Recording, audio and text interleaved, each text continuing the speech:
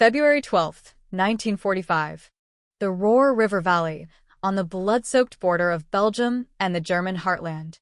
Sound of a cold, gusting wind. The time is 6:47 a.m. From his perch atop a 60-foot observation tower, German Major General Erich Brandenberger raises a pair of 6 by 10 power Zeiss binoculars to his eyes. He is a veteran of the Eastern Front, a man who has seen the face of total war and has not flinched. Below him, the pre-dawn light reveals a breathtaking spectacle of German military precision. 4,800 soldiers of the 15th Panzergrenadier Division are advancing in perfect tactical formation, ghosts materializing from the frozen morning mist. The spacing is textbook Wehrmacht doctrine, honed on the battlefields of Poland, France, and the vast, murderous steppes of Russia. 16 feet between each man, 40-foot intervals between squads. A living, breathing machine of disciplined warriors, moving with a silent, lethal purpose across the frosted earth. Brandenberger, a connoisseur of military art, feels a swell of professional pride. This is how war is meant to be waged. He lowers the binoculars for a fraction of a second, his gloved hand consulting the chronometer on his wrist. 6:49 a.m. He raises the optics again. His lead elements are now just under 4,000 feet from the American positions of the 7 Corps. Still nothing. No challenging fire. No frantic movement from the enemy lines. Only an unnatural, absolute silence that hangs heavy and ominous in the sub-freezing air. Then, at precisely 6:51 a.m., the impossible happens. Dramatic pause, the sky above his troops simply vanishes. This is not a metaphor. The general, a man who has witnessed the full fury of Soviet Katyusha rockets, literally cannot see the sky anymore. In its place is a solid, shimmering ceiling of incoming artillery shells, a canopy of high-explosive steel descending with a density that seems to defy the very laws of physics. The sound that follows is not a series of distinct explosions. It is a single, continuous, world-shattering roar, an apocalyptic symphony of destruction, as if the very fabric of the atmosphere is being torn apart. Sound of a massive, rolling TOT artillery barrage. If you want to truly understand how the United States revolutionized artillery warfare and broke the back of the German army, type TOT in the comments below. It helps us share more of these game-changing stories with you. What General Brandenberger is witnessing has no precedent in the long, brutal history of warfare. He is not seeing 10 shells, or even 100. He is witnessing 3,000 artillery shells, a mix of 105 mm and 155 mm high explosives, all falling from the heavens at exactly the same time, onto exactly the same piece of ground. The official American technical name was Time on Target. Tot. The Germans, in their shock and awe, would come to call it Feuerzauber, fire magic. But this was not magic. This was mathematics. For centuries, artillery had operated on a simple, straightforward principle: fire when ready. If you commanded a battery of 50 guns, they would fire in a ragged sequence over the course of 2 or 3 minutes. The first few shells would serve as a deadly alarm bell, alerting the enemy. Soldiers would dive into foxholes, scramble for bunkers, and hug any available cover. By the time the final shells of the barrage arrived, half the enemy force would already be protected, hunkered down and waiting for the storm to pass. The Germans were undisputed masters of this traditional form of artillery. Their forward observers were the best in the world, their ballistic calculations were impeccable, and their reaction times were lightning fast. But the Americans didn't just improve on the German system. They shattered it with cold, hard, industrial-scale mathematics. The concept behind time on target is brutally simple. If one shell takes 60 seconds to fly from its cannon to the target, and another shell, fired from a closer battery, takes only 30 seconds, you simply fire the farther cannon 30 seconds earlier. In theory, every shell arrives at the exact same instant. Simple in theory, but in practice, it was utterly impossible without the unique technological ecosystem that only the United States possessed in 1945. It required three critical components. First, radios. Specifically, the SCR 610 FM radio, present in every single American artillery battery, allowing for instantaneous coordination between units separated by miles of hostile terrain. The cost per unit was $1,450, equivalent to over $25,000 today. The U.S. Army had over 150,000 of these radios. The Wehrmacht had just over 2,000 equivalent radios for the entire Western Front. Second, it required precomputed ballistic tables produced with industrial precision. German artillerymen, brilliant as they were, calculated each firing solution manually, using logarithmic tables and slide rules, a process that was both an art and a science. American artillerymen consulted mass-produced, waterproofed graphical firing tables, churned out by the thousands by IBM. The time required to calculate a complex firing solution? For a German crew, 3 to 4 painstaking minutes. For an American crew, 45 seconds. Third, and most critically, it required a seemingly infinite supply of ammunition. A typical TOD mission required firing 2 to 4 shells per gun within 90 seconds. Sound of shell casings clattering. For the resource-starved Wehrmacht in February 1945, this expenditure represented a division's entire ammunition supply for 2 weeks. For the U.S. Army, it was just another Tuesday. Through his trembling binoculars, General Brandenburger watches something that contradicts 300 years of military theory. An entire formation of 4,800 elite soldiers simply ceases to exist. They don't scatter. They don't retreat. They are erased as a functional combat unit in less than 90 seconds. After the first 30 seconds of a TOD strike, 40% of the division is either dead or catastrophically wounded. After 60 seconds, the formation is unrecognizable, a chaotic mess of craters, body parts, and burning equipment. By the 90-second mark, the few who have survived are in a state of profound psychological shock, their minds shattered, utterly incapable of responding to orders or even comprehending their own survival. The German trenches, which took 3 days of backbreaking labor to construct, have vanished. The log bunkers, buried more than 6 feet deep, are collapsed, their occupants crushed. Armored vehicles are flipped onto their roofs or burning fiercely, their ammunition cooking off in secondary explosions. The very ground itself is unrecognizable, a hellish, pockmarked lunar landscape covered by overlapping craters, each 13 to 20 feet in diameter. Dramatic pause. Brandenburger lowers his binoculars. His hands are shaking, not from fear, but from a terrible, clarifying understanding. This wasn't just improved artillery. This was the industrialization of destruction. It was the raw manufacturing power of the United States of America transformed into synchronized, instantaneous death. But what the Germans couldn't possibly anticipate was just how systematic, how coldly efficient, this new form of warfare was. The time-on-target concept was developed not on a bloody battlefield, but in a quiet classroom at Fort Sill, Oklahoma, in 1943, by an American colonel named William H. Schuler. Schuler was a mathematician first and an artilleryman second. He saw artillery not as a warrior's art, but as a problem of differential calculus. His key innovation was the time-of-flight graph, a simple chart that allowed any competent artillery officer to calculate precisely when to fire his gun so that a shell would arrive simultaneously with shells from dozens of other batteries. It didn't require genius. It just required the ability to follow the numbers on a table. The Germans had brilliant artillerymen. The Americans had a brilliant system that turned mediocre artillerymen into precision killers.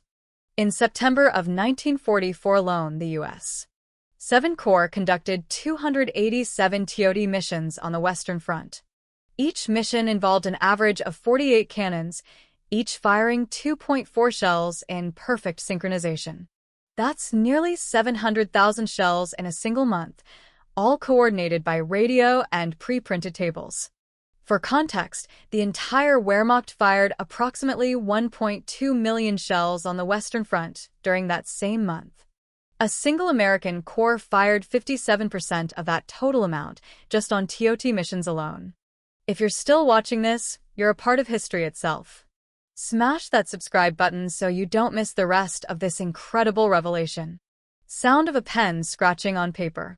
General Brandenburger returns to his command post, the phantom roar of the barrage still echoing in his ears. He writes his after-action report. His words are precise, professional, devoid of emotion. But a note at the very end reveals everything. "We have no tactical countermeasure against TOT," he writes. "Dispersion does not work. The area of effect is too large. Trenches do not work. The density of shell fire is absolute. Reinforced bunkers help, but we cannot build enough with our current resources. I recommend avoiding any concentration of troops within range of enemy artillery." Let that sink in. A German general is recommending against forming cohesive units within 7.5 miles of the American lines. He is, in effect, recommending the surrender of the fundamental tactical advantage of German doctrine, Schwerpunkt, the concentration of force at the decisive point. The entire concept of blitzkrieg was based on concentrating tanks, infantry, and artillery at a single narrow point to shatter enemy lines. But against time on target, concentration was suicide. The dilemma was absolute. Disperse your troops, and you lose all offensive power. Concentrate them, and 3,000 American shells will wipe them from the face of the earth in 90 seconds. But there was another dimension to this new warfare, one that Brandenburger didn't mention in his official report but recorded in his personal diary, which was discovered in 1982. The psychological impact. He wrote, "Our veterans of Stalingrad described the Soviet bombardments as hell on earth. But even Stalingrad had pauses. TOT has no pause. It is as if 90 seconds of a normal bombardment are compressed into a single, unbearable instant. The mind cannot process it. The men simply turn off. I have seen soldiers sitting in craters after a TOT strike, physically unharmed, but unable to remember their own names." German doctors documented this phenomenon as Granitzschock, shell shock, but it was more than that. It was neurological trauma caused by a pure overpressure wave. When 3,000 shells explode simultaneously in an area roughly 2,000 by 1,300 feet, the blast wave doesn't strike once. It hits like a solid wall of force that lasts for nearly 2 seconds. The human eardrum ruptures at 185 decibels. TOT generated a sustained 210 to 230 decibels. The human lung collapses with an overpressure of 40 psi. TOT generated 60 to 80 psi at its epicenter. German soldiers standing 200 yards from the center of a TOT strike would die without a single visible mark on their bodies. Autopsies later revealed their lungs had been shredded and their brains suffered massive hemorrhaging. The cause of death, pure, weaponized air pressure. But the true genius of the American system wasn't in the technology itself. It was in the logistics that made it all possible. A typical TOT mission required 2,500 shells, each weighing about 42 pounds. That's over 100,000 pounds of ammunition. It had to be transported from depots in France, across 125 miles of destroyed roads, to the firing batteries in Germany. It had to arrive exactly when it was needed, not before, as there was no storage space at the front, and not after, as the offensive would have already passed. The Germans moved their supplies with horse-drawn wagons and trucks that often consumed more fuel than they could carry. The Americans used the Red Ball Express, an endless convoy of GMC CCKW 2.5-ton trucks, the legendary Deuce and a Half, operating 24 hours a day in synchronized convoys, delivering over 12,000 tons of supplies daily. The cost of a single GMC truck was $2,845. The United States produced over 562,000 of them during the war. Germany produced a total of 88,000 military trucks during the entire conflict. This was not a war of brilliant generals versus brilliant generals. It was a war of industrial systems, and the American industrial system converted Pittsburgh steel into synchronized death on the Rhine with assembly line efficiency. General Brandenburger survived the war. In 1953, During a military conference at West Point, a young American officer asked him which German weapon he had feared the most. The Tiger tank? The Stuka dive bomber? His answer was immediate. None of them, he said. Dramatic pause. We feared your trucks. The American officer laughed, thinking it was a joke. Brandenburger did not laugh. Your best tanks, your best pilots, your best infantry, he explained, his voice heavy with memory. All of that mattered in individual battles. But your trucks, your radios, your printed firing tables, that is what won the war. TOT was just a symptom. The real problem was that you had an entire country operating like a giant factory, and every product from that factory arrived exactly where it was needed, exactly when it was needed. We had brilliant soldiers. You had a brilliant system. And systems always win long wars. After February 1945, German tactics on the Western Front changed radically. Concentrated formations vanished. Divisions began operating in dispersed, platoon-sized groups. No more than 40 men were ever gathered in a 500-yard area. Coordinated battalion-level attacks became impossible. The Wehrmacht in the West ceased to be a modern army. It devolved into a scattered militia wearing German uniforms, not because the soldiers were cowards, but because concentrating troops was an open invitation for 3,000 American artillery shells to arrive at precisely the same moment. By May of 1945, the U.S. Army had fired over 17 million artillery shells in the European theater. Approximately 2.8 million of those shells were fired in coordinated TOT missions. Each one of those missions required real-time radio coordination between dozens of batteries, ballistic calculations precise to the second, and logistical delivery of tons of ammunition within a 2-hour window. The Germans could do any one of these things individually. Only the United States could do all of them simultaneously on an industrial scale, repeatedly without fail. The legacy of time on target continues today. The modern concept is called MRSI, multiple rounds, simultaneous impact. GPS-guided missiles from systems like the M270 MLRS can put 12 rockets on a target with an accuracy of 10 yards, all impacting within a 2-second interval from over 40 miles away. But the principle is identical to the one Colonel Schuler developed in a classroom in Oklahoma in 1943. Don't just shoot harder, shoot smarter. Don't overwhelm the enemy with volume. Overwhelm them with synchronization. The mathematics behind TOT is elegant. The logistics that make it possible are monumental. The psychological impact is devastating. But the real lesson is more profound. In 1945, Germany may have had some of the best individual soldiers in the world. But America had the best system. And while soldiers win battles, systems win wars. And when a system can deliver 3,000 shells to the same spot in the same second, month after month, the result is not just victory. It is mathematical inevitability.